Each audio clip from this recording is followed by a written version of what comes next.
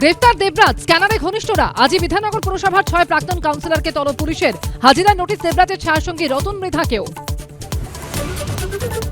ছায়াসঙ্গী রতন মৃধার পিছন থেকে দেখভাল করত দেবরাজের নেটওয়ার্ক। কাউন্সিলররা ছিল তোলাবাজি নেটওয়ার্কের মধ্যস্থতাকারী, দাবি পুলিশের।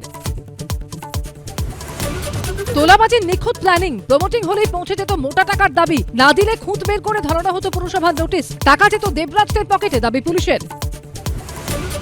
এবার 21শে জুলাইয়ের ফাইল খোলার দাবি জানিয়ে মুখ্যমন্ত্রীকে কাকরির চিঠি। তৃণমূল সরকারের বিরুদ্ধেই দোষীদের আড়াল তদন্ত ধামাচাপার অভিযোগ।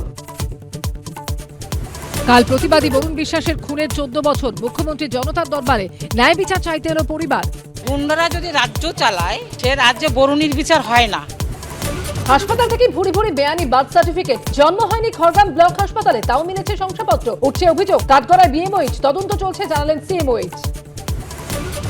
থামল কেপ ভার্দের স্বপ্নের দৌড়। হাড্ডাহাড্ডি লড়াইয়ে 3-2-তে ভজিনহাদের হারিয়ে শেষ 16 আর্জেন্টিনা। কোয়ার্টার ফাইনালে লড়াইয়ের সামনে ইজিপ্ট।